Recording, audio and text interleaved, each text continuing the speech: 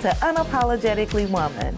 We're celebrating phenomenal women all across Kentucky who make no apologies for their perspectives or the impacts that they are making in the community. Today we're celebrating Kim Dixon. Kim is a podcaster, voiceover artist, on-camera talent, makeup artist, and owner of Kim Dixon Media, and she's a standardized patient.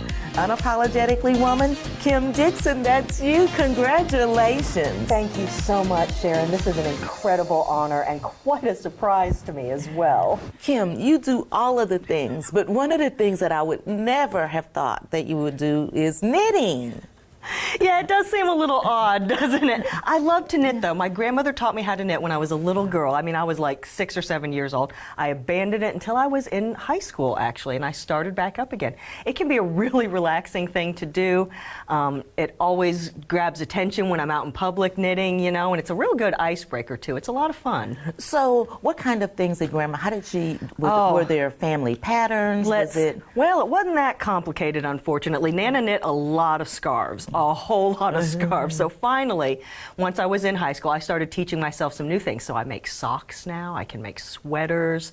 I want to knit some of those cute little toys that kids have these days, you know, those little squishy toys. But yeah, so what I really like to do is knit socks because they're a huge challenge and a big accomplishment at the end, and I feel real proud of myself. Oh, wow. Do you wear them yourself? Do you make them for your husband? I make them for my husband, but he has a tendency to wear them out pretty fast, so we just get him the store-bought socks. But, you know, the socks, really nice fancy socks for a special occasion. It's those little touches that can make a person feel real special, you know, something you might not even see, but we all have those little trinkets that we attach ourselves to. So. Well, and I remember my aunt made a blanket when I had my first daughter.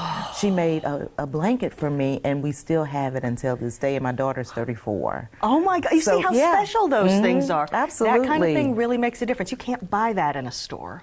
And so did Nana teach you also about house plants and how to take care of all of that? You know, it was my mama that taught me about house plants. You know, she had a real green thumb, and actually she was more of an outdoor gardener. From the time that I was little, lived on a farm in Vermont when I was a really little girl, and Mom had these huge gardens, and I remember my dad and I would go out and raid the cucumbers, and she'd get so mad. Bruce, Kim, how many of those did you eat today? You can't have all of those. They're not ripe yet. They're not ready yet.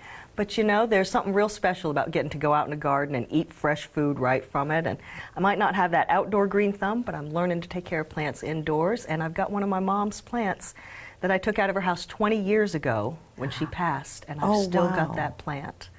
That's pretty special. Yeah, and I finally learned how to take proper care of it, and it makes little babies now, and so I clip off the little babies, and I can make more of my mom's plants. Oh, that's pretty special. Yeah, it really is. I love that. Yeah. I absolutely love that. Something beautiful and something living that she left for me. Wow. So with all of the things, I'm wondering where you got this personality of yours from. Oh gosh, you know, I was the shyest kid in the whole world when I was little.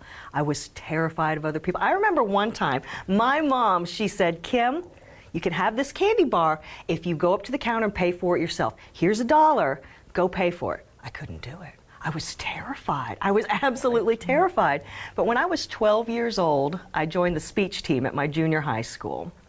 And that really helped me bring out my personality. I was around other kids that I liked spending time with, and I really think that's what helped me bring me out of my shell, was getting to be around other kids and getting to try something new. And listen, you have tried so many, and you are great at them. Tell me about all of the things that you're doing. Well, gosh, it's you know, it's been kind of a journey for me. I've pivoted several times, but I started out in theater. I majored in theater at the University of Kentucky and studied there for 4 years.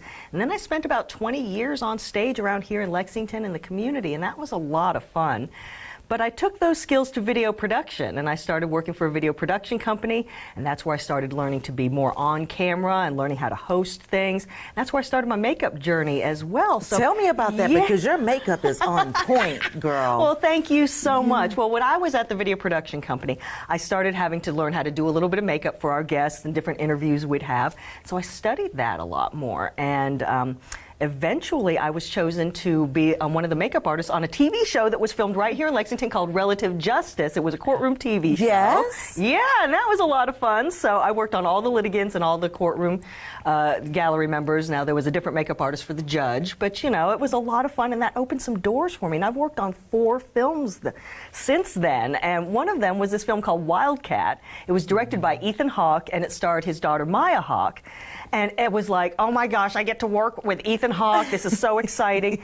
And I remember one day we were at lunch. We were all sitting at lunch. We were having a good time eating lunch, and I get up to go get a bottle of water, and next thing I know, I come back and Ethan Hawke is sitting in my chair. He stole my lunch chair. I know. It's pretty great. It was great, but it was kind of insulting, so I just packed up my stuff and went back to the trailer. I mean, what else are you going to do? It's Ethan Hawke. You can't ask him to get up out of his chair. Well, I suppose I could have, but yeah.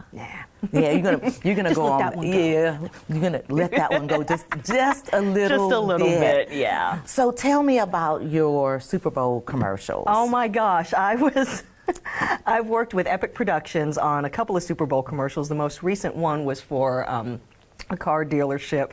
And it was for a company called Don Franklin that's in the area. And I still, to this day, get people asking me, you know, were you in that Don Franklin commercial? It's like, yeah, I was. I had one line and one silly line, and y'all remember me from that? Okay, that's fine, that's fine. But I've gotten to do a lot of really cool stuff, you know, and it's just been an adventure. Well, and we could be in any given airport and hear your voice. I did a spot for the San Diego airport, and that was a lot of fun. I never would have imagined that I would get to do something like that. But also, during COVID, we had to have special announcements at our hospital here in Lexington, at UK Hospital, because visiting hours were a lot different. Everything changed a lot when we were going through that time period, and I got to do some recordings of, ladies and gentlemen, visiting hours are over. Please exit the building. Things like that. That's great. That's great. I couldn't believe I got to do that, you know. So but you got to do that, but you're also a standardized patient. That's something that not a lot of people know about me. It's a really cool job. I work for the University of Kentucky College of Medicine, and I teach students from a patient perspective. What that means is I learn different cases, different ailments that we teach these students through, and they pretend that well, they don't pretend, they work with me like I'm a patient, and then I have that script that I do for them, and it is so fulfilling. I told you I studied theater. It is the most honorable application of that study that I am able to apply to something. I get to work with medical students, pharmacy students, physician's assistant students, graduate level nursing students, and it's work that I really love because we are teaching the future generation of healthcare and these helpers how to relate to patients, how to take good care of people, how to learn to talk to people in the time that they have with their patients. And it's a really rewarding job. I love it so much. You know, when I saw that, I said, let me Google this so I can pretend that I know what this is. Not a lot of people know what it is. Yeah, actually, the University of Kentucky's Standardized Patient Program is one of the oldest in the country. We were one of the first groups to start that up. And it has made such a difference for these medical students to be able to work with people, with real humans, before they go on to their rotations and their residencies, so that they've got a little stepping stone of working with people. And so are you able to provide them feedback? That's part you made me feel, because I know part of, I have to have a doctor that makes me feel. That's the thing. You know. We are trying to, medicine is changing. Medicine is becoming a much more personal level where we look at the whole person and the holistic methods that we see these people. These students are not going to see these patients throughout their whole lives. We leave those doors of the clinic or the hospital, wherever we are, and now they need to try to remember how life is like for us outside of that. So we teach them those kinds of things. When you said this, it made me feel. When you did this, I felt this way, so that they learn how to relate to patients. That's so important to have a good relationship with your doctor. And as I remind them, it's a service industry in a lot of ways, you know. Remember, you can fire your doctor if you're not getting the care that you want. You're not getting the answers that you need. You can get a second opinion. You can go to a different doctor.